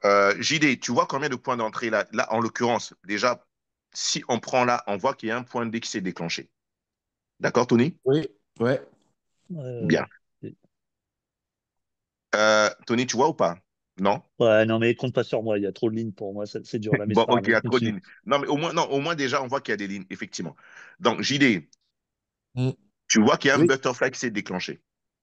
oui. OK? Mais ce butterfly qui s'est déclenché, est-ce que tu peux me dire jusqu'où il peut aller potentiellement? Bah, en fait, il peut monter au-delà des 132 000. Bien. Donc là, en l'occurrence, on parle de ce premier butterfly. D'accord? Exact. Bien. Ce premier butterfly, on a exactement son premier point d'entrée ici. On est Oui, d'accord? oui, OK. Son deuxième point d'entrée ici. On est d'accord? Et les points d'entrée, oui, je vais les mettre en blanc. D'accord? Et ensuite, on a son troisième point d'entrée ici, toujours en blanc, et son quatrième point d'entrée ici, toujours en blanc. D'accord? Les points d'entrée sont en blanc. ok. C'est bon? Mm. Donc là, on voit que là, exactement maintenant, il est parti toucher les 125 000. Donc le premier point blanc. Mais sauf qu'on a aussi une possibilité qu'il aille toucher les 128, qui correspond au deuxième point blanc. Possibilité qu'il aille toucher les 132 au troisième point blanc et possibilité qu'il aille toucher les 134 au quatrième point blanc. Mm. Donc, vous voyez que là, c'est tout un peu. Parce qu'on ne peut pas avoir le prix exact, on a uniquement une zone. Oui. Maintenant, c'est bon? Mm. Maintenant, le stop loss dont je parlais, il se situe où? Vu qu'on a quatre entrées. C'est là tout à l'heure, je crois que c'est Gaëtan qui a dit qu'il se situe au-delà du troisième point d'entrée. Et c'est ça. Au-delà même du quatrième, puisqu'il y en a quatre. Exactement. En l'occurrence, là, je vais le mettre, le stop loss de ce butterfly, il est exactement à 135 000 et je le mets en, je sais pas moi, je le mets en bleu. Voilà là où se trouve le ESL. Si vous voulez trader le point D de ce butterfly, on est à 135 000 le SL. Ce qui correspondra à si vous mettez sur votre configuration, vous allez voir que le point SL, il est exact. C'est pour ça qu'il faut comprendre un petit peu. Bon, je ne sais pas si tout le monde a eu le temps de faire cet exercice. C'est pour ça que vous allez voir qu'au niveau du SL, le SL stop loss, il est à 0,5. Mais 0,5 de quel point? C'est là où, lorsque vous allez maintenant rentrer, c'est là où on parle de NIR et du phare. Il est à 0,5% de quoi? Du NIR ou du phare? Là, avant de m'adresser à Gaëtan, je pose la question à Gilles. D'après ce qu'on vient de dire, si on prend les données de la configuration, on nous dit que le SL est à 0,5 et vous pouvez le voir, Behind Father Pair Z Level. Donc, Pair Z Level, c'est le point qui détermine le renversement de tendance. Et notre renversement de tendance, c'est le point D. Et on sait que le point D, ce n'est pas un point bien spécifique, c'est une zone. Et une zone peut aller de 1, en l'occurrence là, c'est 4. Je suis pas allé jusqu'à 5. Donc, il faut savoir que vous allez jamais avoir 5 points d'entrée. Vous allez toujours avoir 4 le maximum. Voilà pourquoi vous allez avoir 1, 2, 3 et 4 dans la configuration. Donc, en l'occurrence, le SL, Tony, tu me suis de ce que je suis en train de dire, Tony? Oui, OK. oui, oui. Donc, OK. Donc, maintenant, je veux que tu répondes à cette question. Si tu comprends bien que la manière dont c'est configuré et que de notre point D, nous emmène jusqu'à 4 points d'entrée, d'accord? Un, 2, 3, 4 au max, sachant que Ouais. si on prend un phare ou un NIR, ça veut dire proche ou loin, le SL va être situé, il va prendre quel point pour mettre le SL? Le Est-ce qu'il va phare. prendre le... Comment? Le phare Exactement, le phare. le plus éloigné. Exactement. C'est ça qui va vous permettre éventuellement d'anticiper. Au lieu de vous de mettre un stop loss, vous faites quoi? Vous faites de l'accumulation. Ça veut dire que au lieu de trader le point 1, vous dites, tiens, on peut aller là, j'ai une marge de 100 dollars, je ne mets pas tous mes 100 dollars au premier point de contact. Je peux les dispatcher sur 20, 25, 25, 25, 25, mais ça revient au même risque que je suis prêt à perdre, c'est les 100 dollars. Mais sauf que les 100 dollars, je les dispatche pas sur un coup d'entrée, mais progressivement. Ce qui fera que j'aurai un prix de revient un peu plus bas. Là, je vais essayer de m'expliquer un petit peu pour ça, parce que ça, c'est Non, important sur la partie money management, que là, je suis en train justement, alors, je c'est sais pas ça si... qui m'a fait rater des trades. Comment? Et c'est le fait de ne pas cibler une zone et puis tabler sur une forme de marge. Donc, eh ben, des fois, on s'attend à ce que le prix touche la petite zone qu'on a définie, mais il n'y arrive pas, il redescend avant, etc. Ça nous fait rater des trades, quoi. Mais c'est exactement cela. Non, moi aussi, au début, j'étais comme ça. C'est pour ça qu'on est là pour exactement parler, pour dire comment je peux rentrer dans le trade sans mettre mon SL trop serré, en se disant que j'ai une information. Parce que nous, les données nous donnent des informations. Maintenant, on ne veut pas risquer plus. On ne veut pas risquer plus. Je vais risquer 100 dollars, par exemple. Je donne un exemple. Je vais risquer 100 dollars. Mais si je prends une marge où je rentre au premier point de contact ici, et que je mets mon SL au deuxième point de contact qui correspond à un deuxième point d'entrée, vous comprenez que bien que là, le marché est mort, je vais sortir. Mais par contre, si j'ai une information me disant, tiens, le SL, là, je reste sur du H7, c'est très loin, le SL est à 136, mais j'ai 4 points d'entrée, je vais faire en sorte que ma marge, je la mets progressivement, qui va me permettre de vendre à 120. Hein, d'accord, là, je vends à 125. Après, je vends à 127 et après, je vends à 132. Ce qui fera qu'en vendant à 125, 127, 132 et mon SL un peu plus haut, du coup, qu'est-ce que je vais avoir? Je vais avoir un prix de revient qui va être vers 130. Donc, ce qui fait que si, je dis bien, si le prix monte de là, il exécute tous mes 4 points d'entrée et qui rebaisse de là, mon prix de revient, c'est-à-dire mon prix d'entrée n'est plus à 125, mais il sera à 130. Mais dès qu'on repasse sur 130, je gagne. Et en ce moment, je peux réduire si j'étais trop exposé. Je ne sais pas si vous comprenez ce que je suis en train de dire. Et là, tout de suite, on fait une transition pour passer au money management. Est-ce que c'est clair pour tout le monde? Oui, oui. Ouais. Gaëtan, c'est lui qui avait parlé du Ouais, NIR et du ouais. FAR. Oui, oui, c'est bon, c'est bon. OK. Ben, super alors. Mais Donc, en gros, tu prends ton premier TP beaucoup plus tôt, quoi. Tu sécurises à 30, à 25-30%, quoi, c'est ça? exactement, Pour parce que je réduire suis bien trop ta marge. exposé. Exactement. C'est exactement cela. Mais sauf que du coup, mon stop loss est très écarté. Mais je suis bien rentré tôt parce que je vise mon T1 qui est ici. Donc, si on prend sur du H7, on prend le butterfly, regardez le butterfly en T1, il a eu raison 50 fois. 50 fois, regardez. Ce qui est intéressant, statistique. Là, on revient sur les statistiques. Pattern 118, head 110. Et sur les 110, le T1 a été touché 50 fois. Hein, ça dit, il a eu la moitié, 50-50. Donc, ça veut dire que ce T1 qui est ici, là, à 100, on peut le voir là, ce T1 qui est à 116 500, il va être exécuté. Les probabilités sont de moitié-moitié. Maintenant, si je veux être sûr de rentrer, là, je vends à 125, je vends à 130-28, et je sais qu'à un moment donné, mon T1, les probabilités sont de quoi? De 50-50. Si je prends les Et, statistiques. Donc, et- et juste par rapport à ta marge initiale, enfin, à la marge que tu as prévu de mettre dans ce trade, tu rentres oui, à quel palier, enfin, à quel pourcentage? mais c'est ce que je suis en train de dire. Si j'ai Ouais. 100 de marge et que j'ai 4 entrées, je divise en 4. 25, 25, 25, Ah, 25, tu 25. fais 25, 25, 25. Ok, Exactement. ok. Je fais 25, 25, 25, 25. Parce que peut-être que tu aurais pu rentrer plus léger au début et puis renforcer de plus en plus fort au fur et à mesure, quoi, aussi. Tout dépendra. Tout Ouais. dépendra du risque de ce que tu décides à perdre. Tout dépendra. Maintenant, c'est là où le money management. Moi, dans le camp, ce que je dis au début, je sais que je peux. je peux faire beaucoup de trades gagnants, je vais sécuriser 20 à 30 dollars par trade. Tout dépendra des objectifs que vous allez vous fixer. Vous pouvez rentrer légèrement et arriver vers le bas, vous renforcer. Ou bien, et c'est là où c'est très important maintenant en revenant sur ce qu'on s'est dit, si on revient sur ce qu'on s'est dit là, moi, sur ces zones BC qu'on avait au préalable et AB, c'est là où je mets maintenant le paquet. Tu vois, maintenant, c'est là où ça serait maintenant important de se dire, est-ce que cette zone-là coïncide à un BC où je me dis, au lieu que j'aille doucement, je mets le paquet parce que je sais que c'est une zone qui va permettre éventuellement au prix de baisser. Là, à ce moment, je mets le paquet.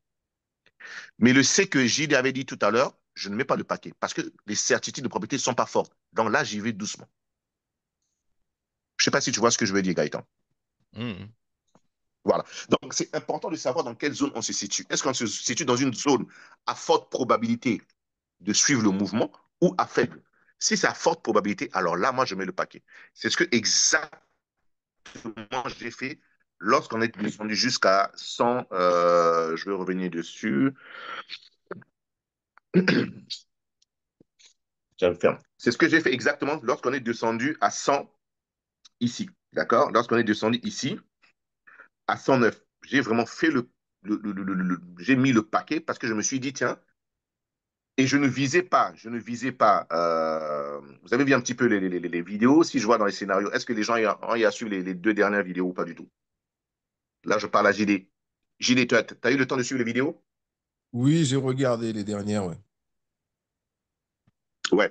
Et qu'est-ce que je préconisais lorsqu'on était un petit peu plus bas sur le Bitcoin, je crois, vers 109, 108? Qu'est-ce que je préconisais dans ces vidéos? Les scénarios probables. Ben, en fait, tu indiquais que...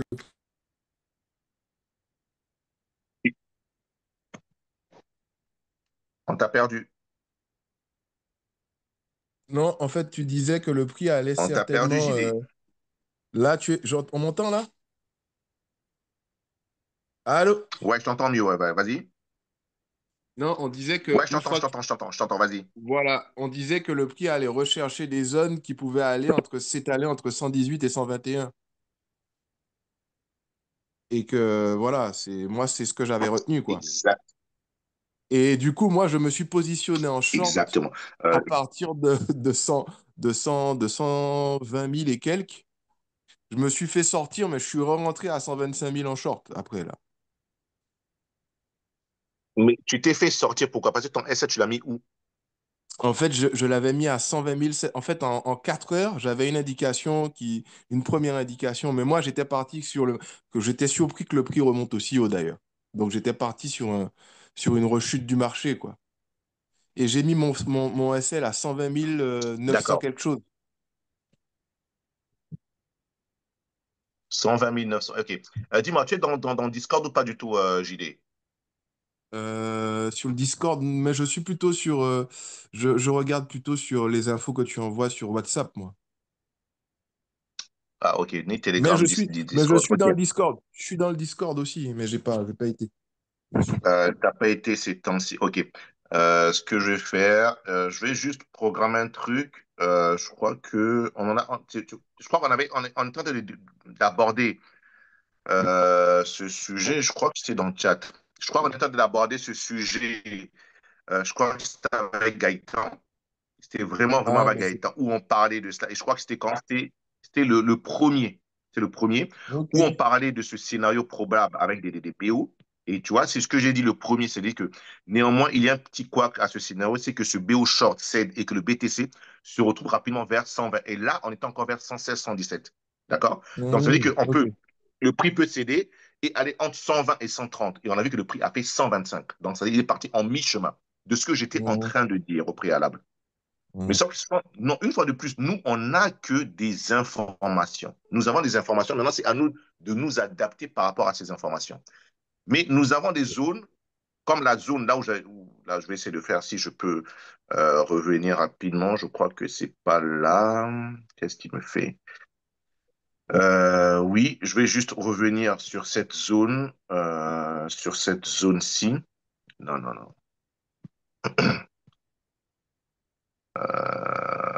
Tac, tac, tac, tac, tac. Je crois que c'est ici. 100. Bien. Donc, on va revenir. J'attends juste que ça recharge. Donc, lorsqu'on était partiellement de cette, voilà, vous voyez que lorsqu'on était dans cette zone-ci, on avait, vous voyez les informations que j'avais déjà, on avait déjà une exécution à 117 de notre chaque, mais une possibilité d'aller Ouais. jusqu'à 119, voire 121. Ça, c'est le chaque. Mais quand on va, je vais faire play, vous voyez bien que là, déjà, en date, lorsqu'on est à 109, vous voyez que le premier point d'entrée du chaque a été très bien exécuté. Il a touché le T1, il est parti un peu plus haut. Et là, vous voyez, regardez ce qui se passe. En ce moment, j'ai d'autres informations où je peux avoir des butterflies et des crabes un peu plus haut. Et si je me mets sur ce, je ne pourrais pas malheureusement, oh là là, ah là là, je ne pourrais pas parce que je n'ai pas mon stipend. Bon, bref, je ne pourrais pas mon stipend. Donc, si par exemple, déjà, lorsqu'on était à 118 000, on a notre butterfly qui est ici. Donc, ce butterfly va nous annoncer les prix un peu plus bas et un peu plus haut. Mais l'extrémité, il est jusqu'à 132. Ça, c'est le NIR. Mais le phare, non, ça, c'est le phare, excusez-moi. Et le NIR, il va aller un peu plus, être vraiment un peu plus bas. Mm. Donc, les informations que nous avons, c'est de se dire comment on se positionne et on essaye d'anticiper. Mais le point, ce point-ci était un point parfait. Pourquoi il était un point parfait? Regardez, nous sommes en H10. Ah, d'accord? Je vais revenir dessus, de ce que je suis en train de dire tout à l'heure. Nous sommes en H10. Donc, regardez, on a X là, on a A ici, on a B là, on a C là, et on a des potentiels D ici. En Je peux H10. te donner les points si tu veux pour le butterfly, pour les Nir et phare, j'ai refait le truc de mon côté. Ok, vas-y, dis-moi. Tu veux quoi, de XA retracement ou de BC? Non, de baisser, s'il te plaît. De BC, t'as le Nir, il est entre 123 636 123, 100, oui, et, jusqu'où? et le phare jusqu'au 132 756. Bien, très bien, 132. Très, très bien. Super, merci. Voilà, vous voyez, bon, vous voyez que là déjà, avant que le prix il arrive, on savait déjà que le prix était compris entre 123 et 136. Nous avons déjà l'information lorsqu'on était un peu plus bas. Donc, c'est maintenant à nous de nous adapter. Ça, c'est un premier point de vue. Maintenant, où je revenais sur le point C. Tout à l'heure, on l'a dit, ça veut dire que ce point C-là qui est ici, sur du, je vais revenir, je vais essayer de revenir un peu plus bas. Hein, je vais revenir vraiment en arrière. Vous voyez bien que ce point C, là, j'ai mis le point C. Pourquoi? Parce que dans le futur, on a vu qu'il a déjà identifié un scénario. Mais sauf que ce point C, nous sommes sur le H10. Si on va sur les time frames plus petites, hein, les horizons étant plus petits, vous allez voir que ce point C correspond potentiellement à un autre point B ou un autre point D. Et c'est ce qu'on va vérifier tout à l'heure. En allant rapidement sur le H8, on va essayer de scanner le marché très rapidement sur le H8. Logiquement, je crois que sur le H8, on n'aura pas d'informations à ce niveau. Vous voyez que sur le... Ah, bon, là, on nous disait on va descendre, mais c'est pas ce que moi je cherche. Il faut que j'aille plus bas sur le H5. Sur le H5, vous allez voir que potentiellement ce point C, c'est potentiellement déjà un point D d'une figure déjà. Potentiellement. Tac, tac, tac. J'attends juste que... OK. Pour l'instant, non sur le H5. Je descends un petit peu plus bas. Tout, tout, tout, tout. Le temps qu'il charge, comme je suis en replay.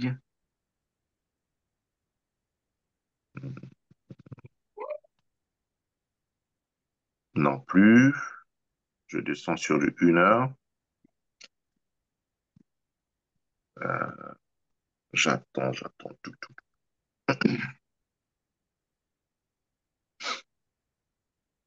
C'est un petit peu long replay. Bah, vous voyez que là, automatiquement, il est petit. Vous voyez qu'il est petit, mais on voit tout de suite que c'est un point D de départ d'un cipher. Sur du 1 heure, il est très petit le point D, mais il existe. Et c'est ce point D petit qu'il est insignifiant qui permet au pire, au prix de rebondir. Donc ce point C qu'on peut anticiper sur le H10, comme je viens de le dire, c'est un point D d'un cipher de H1. C'est petit, c'est insignifiant. Une petite partie des gens peuvent le comprendre et c'est ce qui permet au prix de décoller tout de suite. D'accord? Bon, les gars, je peux m'arrêter là un petit peu. Je vais revenir rapidement sur le monnaie, madame. Je vais profiter de dire juste, donner une information qui est très importante. Lorsque vous identifiez un point, voilà, le point dont on vient de définir, qui est probable d'être exécuté à 99,9%, c'est ce premier point où vous devez mettre votre stop loss. Je donne un exemple.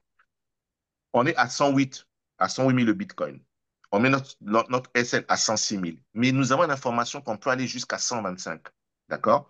Mais avec des possibilités que le prix entre 117 ou 118.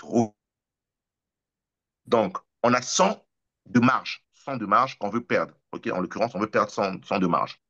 On rentre avec 100 de marge. Notre objectif est à 125, comme on vient de le voir tout à l'heure avec le butterfly, 123, 132. L'objectif.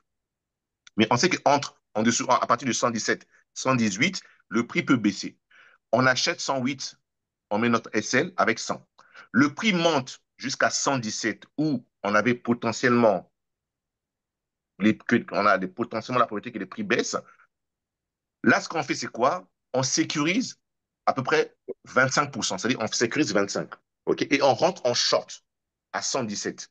On rentre en short à 117. Mais si on sécurise 25, ça veut dire qu'il nous reste une marge de 75. À votre avis, sachant qu'on rentre à 117 en short, avec des possibilités que le prix aille jusqu'à 132, on a une marge de 75 en long. Quelle serait la marge que vous allez faire progressivement pour rentrer, tout en vous disant en couverture, ça veut dire quoi? La couverture, c'est simple. Ça veut dire que le long que vous avez initié, qui est en train de gagner, que vous avez déjà sécurisé 25, doit faire en sorte que si votre SL short est coupé et que vous coupez toute la position longue, que le trade long short, au final, soit en BE ou en positif. Ok, Est-ce que c'est compris? c'est compris, c'est clair. Gaëtan? Idem, c'est compris. Parfait. Donc, si c'est En compris, je gros, pense que j'ai pas. pour expliquer ça autrement, euh, c'est que la marge entre le... En fait, on a la position de couverture est intéressante dans le sens où si on se fait retourner, on prend la position longue et il faut qu'on retourne à break-even si on coupe euh,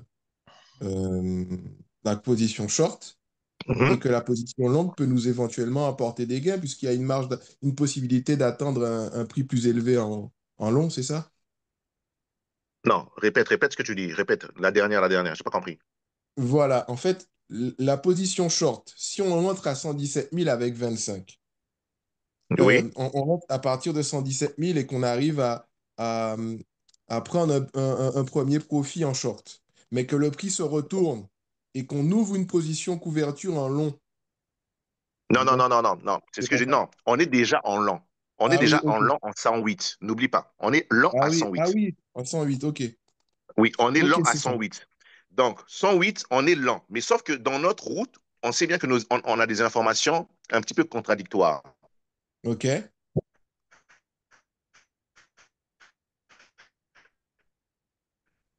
Bon, ça coupe. On t'entend plus. Moi, j'entends plus. Ok, tiens. Ouais, non, Sur le change en tête. D'accord. Allô? Allô, allô, allô? Allô, on m'entend? ouais, ça y est, on Allô? t'entend. C'est mieux.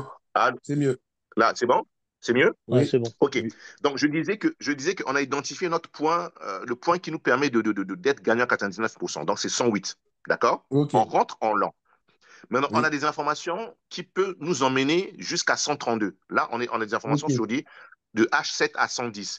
Mais entre-temps, sur du moyen terme, c'est-à-dire sur du H2 à H4, H5, on a des informations disant que, tiens, à partir de 117, 116, on peut baisser. D'accord? Donc, nous, on rentre à 108 avec 100. Mais sauf que quand on va arriver vers 117, on va sécuriser déjà 25 de la marge de 100. Tu suis jusqu'à maintenant? C'est clair. C'est clair. Tout en sachant que, donc ça veut dire qu'en sécurisant 25, on rentre avec 25 en short. OK? À 117. Tu suis? Oui. Mais sauf que là, on est sur du H2 jusqu'à H4. Sur du H5 jusqu'à un peu plus haut, on nous dit, comme on vient de le voir, qu'on peut aller jusqu'à 132, 125. Bien. Là, à ce moment, on ne met plus de stop loss, pas avant 135. Ça veut dire que si on est short à 117, il faut qu'on soit encore short à 120 et qu'on soit aussi short à 125, comme on l'a vu au préalable. Mais à un moment donné, le marché va baisser, le marché doit baisser. Parce qu'on a des indications, on a comment des liquidités qui se retrouvent en bas. Mais le marché, comme ils sont des manipulateurs, ils vont toujours pousser encore plus haut. Mais vu que nous, on est déjà acheteurs à 108, notre position va toujours être gagnante. Pour qu'elle continue d'être gagnante, il faut qu'à chaque point d'entrée short, on ait toujours une marge inférieure ou égale à la position longue, sachant qu'on a déjà sécurisé une partie. Tu comprends, JD? Là, j'ai compris, là, plus clairement. Parfait. Parfait. Donc, ça veut dire que si on rentre à 117 avec 125, on a sécurisé déjà, il reste. Donc, on a un short, marge 25 short, 75 long. On rentre, ça c'est 120, 117. On monte jusqu'à 120 automatiquement. On met encore un petit 25. Ça veut dire que marge short 50, long 75. Et là, on est à 120. Il nous reste encore une petite partie de 125. Donc, ça veut dire que non, il nous reste une partie de 25. Mais sauf que nous, on a encore des points d'entrée entre 125 et 130. Qu'est-ce qu'on fait à ce moment? Les 25, on les sépare. On se dit, OK, on met, je sais pas, comme on est déjà à peu près à 50, on met 10 à 125, ce qui nous fait, ce qui nous va, 25, 25, ce qui nous fera un petit peu, qu'est-ce que je raconte? 75, 25, voilà, ce qui nous fera un petit peu moins de 50, la marge short. Mais la marge longue est toujours supérieure. Et le prix arrivé à 125 commence maintenant à baisser. On s'en fout de la position longue. Elle est déjà peut-être pas au BE. On est à 108, on le fait légèrement monter pour qu'on sorte en bénéfice. Ce qui serait intéressant, c'est que vu qu'on aura à peu près un quart de la marge short sur la marge longue, si le short commence à baisser, il nous rapportera encore plus d'argent, puisqu'on a déjà sécurisé dedans. Et c'est ce qui fait que dans les statistiques, vous allez voir que vous allez couper des positions, vous allez faire en sorte que vous allez toujours, avec cette stratégie de money management, vous allez toujours être plus gagnant que perdant. Parce que quoi qu'il arrive, peu importe que vous rentrez en short ou en long, sur les zones qu'on avait déjà identifiées où on sait que, tiens, le sens, il a plus de probabilité de rentrer, et que si vous vous trompez sur le sens contraire et que votre money management est parfait, même si vous coupez les deux positions en même temps, il y aurait une position qui va toujours couvrir l'autre. Et du coup, le résultat de la position, les statistiques, quand on coupe ces positions, le portefeuille, il est gagnant ou en break-even. Mais sauf que vous avez déjà sécurisé au préalable le premier trade partant. Hein, la Ouais. première impulsion. Donc, c'est la première impulsion qui est absolument essentielle. Premier point. Exactement. C'est la première impulsion qui est C'est pour ça exactement qu'on essentielle. on partait sur le principe d'avoir deux schémas, un bearish et un bullish, qui ont un point commun. Exactement, Tony. C'est exactement ça. C'est ce premier impulsion-là. Un bullish, un bullish qui a un point commun. Où on sait qu'on est fort, on met le paquet, il est parti. Et une fois qu'il est parti, maintenant, on manage la position. C'est parce qu'on dit money management. La fusée est partie. On manage maintenant ce qu'il arrive. Et, et en manageant, il ne faut pas qu'on fasse l'erreur d'ouvrir des marges contraires qui seront supérieures à la position initiale. Là, on se retrouve Hmm. avec un portefeuille qui sera déséquilibré. C'est bon, les Ok. gars? C'est bon. Ouais, c'est bon. Super. Mais écoutez, je vous laisse là, on commence Ju- déjà à me faire des Alors, signes. juste vite fait, Oui, Manu, Gaëtan. tu peux te remettre sur Bitget, sur le perpétuel en BTC? Sur BitGet, tu veux uniquement BitGet? Bah oui, parce que là, je pense que la plupart on trade tous dessus Ok, maintenant. BitGet. C'est comme les données sont Ouais, vas-y. différentes. Sur quel time frame? Quel Ouais, time frame? tu pouvais rester en 7 heures par exemple, c'était bien là. Ok, C'est ce qu'on super. faisait En tout à l'heure. H7. Vas-y. Parce que du coup, là, on a le même concept avec les trois potences. Ah oui, mais c'est les trois entrées du chart précédent qui est toujours. Parce que là, du coup, tu Mhm. as le potentiel crabe là-haut, là, qui nous indique un potentiel point haut à 142 000. Du coup, là, si tu veux rentrer en short, faut le prendre en compte aussi, non? Non, non, non, non, non. Très bien. Non, Très bien. Non, non, bah, non, non. Non, très bonne parce que là, question. on est toujours sur l'attente du Shark, là, c'est ça? Non, on est exactement sur le trait du char qui date qu'on avait déjà depuis août. On est toujours dans le char. D'accord? Depuis août, on est dans le char. Mais ce Shark, là, il a toujours pas validé ne serait-ce que son TP1. Mais non, il a validé non seulement son TP1 et aussi son TP2. Non, mais il a validé. Mais sauf que c'est quoi le problème? C'est qu'à un moment donné, soit, là, il a validé. Donc, tu vois, on est sur des horizons temps, des horizons lents. Tant que, tant que, tant qu'on ne repasse pas sur le SL, il ne rentre pas dans les statistiques. Il ne sera pas, comment je peux te dire? Il ne va pas rentrer dans les statistiques. Il faut que le SL soit touché, qui rentre dans les statistiques pour dire s'il a été exécuté ou pas. Mais quand on regarde le fil de la figure, on voit bien que c'est son deuxième point de contact qui permet de chercher le T1 à 120 plus le T2 au-delà de 112. Et après, le prix revient. Mais tant que la figure, tant que les prix ne repassent pas exactement les 130, il ne passera pas dans les statistiques. Voilà pourquoi il est toujours en mode attente. Tu Et vois, il progresse. Il est donc là, toujours, si il on, progresse. Parce que pour l'algo, il progresse, il voit qu'il y a toujours le point 129 qui n'est pas encore atteint. Pour lui, pour l'algo est stupide. Il voit qu'il y a un point 129 qui n'est pas encore atteint. Donc pour lui, il donc, est toujours in progress. pour l'instant, il est plus d'actualité, ce Shark, on est d'accord. Ou si. Ah non, non, non, non, non, non, non, non, non, non, non, c'est pas qu'il n'est pas plus d'actualité, il est toujours d'actualité. Il est toujours d'actualité tant qu'une autre figure ne vient pas le remplacer. Et la figure qui va venir le remplacer, en l'occurrence, c'est le crabe. C'est le crabe qui va venir le remplacer. Donc, ça veut dire que si sauf que tu vas remarquer que le crabe est au-delà de son dernier point d'entrée de ce shark. Mais lui, il est toujours en progrès. Ça veut dire que la figure, pour qu'il soit, là, nous sommes sur les données H7, pour qu'il soit invalidé, il faut qu'il y ait une autre probabilité, il faut qu'il y ait un autre scénario qui va venir le remplacer. Et le scénario qui doit remplacer ce shark, c'est le potentiel crabe, là, maintenant où on parle. Mais entre-temps, dans 2, 3 jours, une semaine, il peut encore créer une autre figure qui va venir le remplacer. Et c'est à ce moment qu'il va rentrer dans les statistiques parce que cette figure, il a touché son T1 et il a touché son T2. Ok. Tu comprends, Mais là, Gaëtan? du coup, actuellement, on prend pas de. Toi, tu rentres en short là? Ah oui, non, mais je rentre en short. Mais oui. Mais oui, je rentre en short.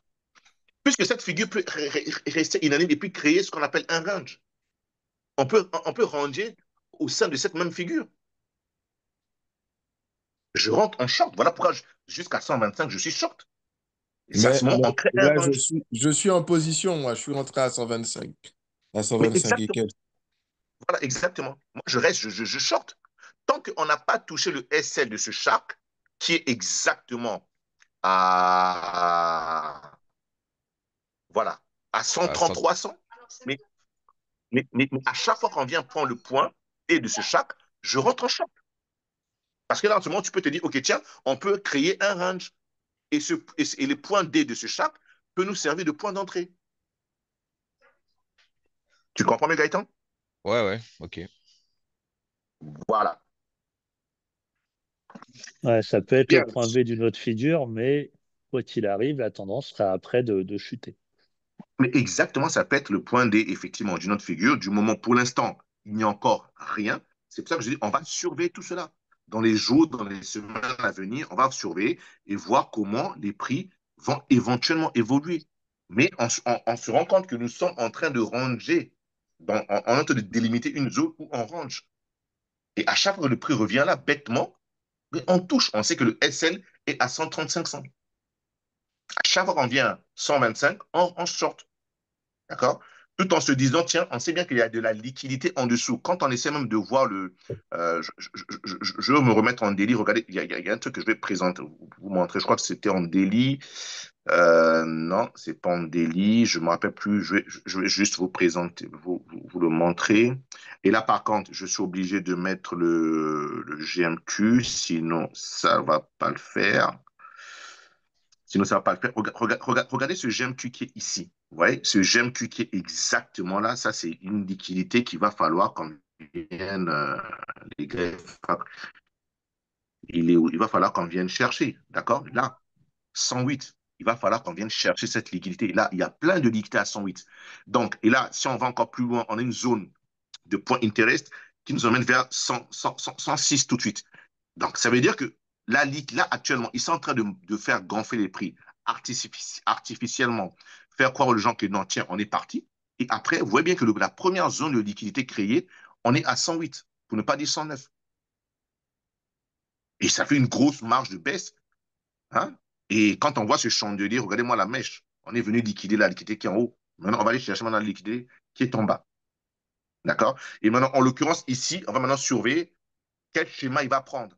Si on reste là, regardez, si je me mets, là nous sommes sur le H20, je me mets rapidement sur le H8, regardez ce qu'il en est, hein, sur le H8, on peut déjà identifier, voir, ok, non, là il faut que je mette le BO, il faut que je mette le BO parce que, et puis le fair value gap, d'autres éléments qui vont, vous voyez bien que là, tout de suite, vous voyez bien que là, vous avez un regardez les FVG, c'est entre 116 et on doit combler. Et ici, ce qui est intéressant, déjà à 118, hein, vous voyez qu'on a FVG plus GMPO. Donc le prix, là, va déjà permettre de rééquilibrer. Donc ça veut dire que ceux qui sont en train de vendre maintenant, déjà à 118, 117, prise de bénéfice. Et ensuite, on repart juste ici, 113.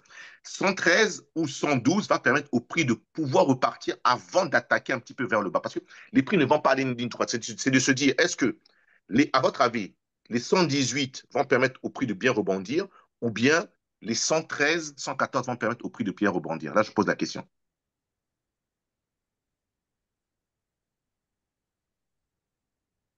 Gaëtan? J'arrive. Non, c'est bon, j'arrive. Bah, je dirais plutôt les 110, 118 là. Déjà dans un premier temps. Non. Je dis non. Je dis vraiment, vraiment permet de bien rebondir et qu'on voit que le Bitcoin gagne 3, 4, 5, 6% de plus. Est-ce que Ça c'est re- 118, 117 ou bien 113? Ah non, plutôt 113. Exactement. Donc, ça veut dire que là, en revenant sur les points, le point où il y a plus de probabilité que le prix rebondisse, c'est 113 et non 118. C'est ce qu'on vient de voir. Donc, ça veut dire que si le prix baisse, 118, ce n'est pas une zone d'achat, c'est une zone de prise de bénéfice de ce que nous sommes en train de vendre maintenant. Si on veut rentrer en couverture, ça serait d'attendre que les prix viennent vers les 113, 112. Parce que là, on peut maintenant avoir un bon mouvement qui va repartir un petit peu plus vers le haut, ou on peut dire que c'est une position d'achat court moyen terme. Je ne sais pas si vous comprenez ce que je veux dire. C'est Ouais, bon, les Oui, gars? oui, oui, oui. Ok, super. Ben, écoutez, donc on va surveiller tout ça. On est positionné bien à la vente. Et donc, qui dit vendre le Bitcoin maintenant, ben, le marché va commencer à s'effondrer, à descendre petit à petit. D'accord? Alors là, on est encore plutôt vert sur certains trucs. Mais si d'ici quelques jours, vous allez voir qu'on va commencer à être rouge. Le Bitcoin perd 2, 3, 4%. Sachez que les autres crypto-monnaies vont perdre 10, 15, 20, 30, 40%. D'accord? Et pour finir, il y avait un truc que je voulais vous présenter. Là, je vais terminer rapidement. Ça serait l'influence de Sauvé sur, je crois que c'est Bitfix. Mettez la capitalisation de l'USDT. C'est très important. D'accord? Très, très, très important. Excusez-moi, la capitalisation de l'USDT, la dominance de l'USDT, c'est important. Pourquoi? Parce que cet indice est corrélé négativement avec le Bitcoin. Négativement avec le Bitcoin. Mais ce qui est intéressant, c'est quoi? C'est que vous pouvez voir que vous pouvez déjà prédire à quel moment le Bitcoin peut rebondir. Vraiment rebondir. Ça veut dire que si vous regardez ce schéma, malheureusement, on ne peut pas faire des replays dans ce truc, les harmoniques patterns sont plutôt plus propres sur la dominance de l'USDT que sur le Bitcoin ou autre chose. D'accord? Donc là, on sait que là, en l'occurrence, on est vraiment baissier. Alors, on est sur du H8. Et on peut voir que là, tout de suite, là, non, c'est pas sur du H8, je crois que c'était sur du H10. Si je ne me trompe pas, voilà, vous voyez que là, il vient sur un BO, regardez. Regardez, il est sur un BO depuis septembre, bon, depuis pratiquement le mois dernier. Malgré que le marché est en train de faire, comment dirais-je, d'aller flirter avec ces sommets, le dollar n'arrive pas. Donc ça veut dire que là, ce point, ce BO, permet à chaque fois au dollar de se renforcer. Qui dit renforcement du dollar dit baisse de tous les actifs à risque. Et là, comme par hasard, une fois on est venu, deux fois on est venu, et là, on est pile poil dessus en 2025, avec un Bitcoin qui est parti flirter avec ses sommets. Est-ce que le dollar ne va pas se renforcer maintenant sur du moyen long terme? Et si le dollar se renforce maintenant sur du moyen long terme, tous les actifs à risque vont corriger. OK? Donc, rajoutez le market cap USDT dominance pour que vous suivez éventuellement cela. D'accord? C'est très important. Ça vous donnera des zones. Si vous êtes en H10, vous allez dire, tiens, à chaque fois que le USD dollar arrive sur ce BO, on achète. Et lorsque vous allez remarquer que l'US dollar est arrivé sur ces BO, vous allez voir que les actifs à risque, en l'occurrence les crypto-monnaies, pour ce qui nous concerne, ont déjà fait des sommets extravagants.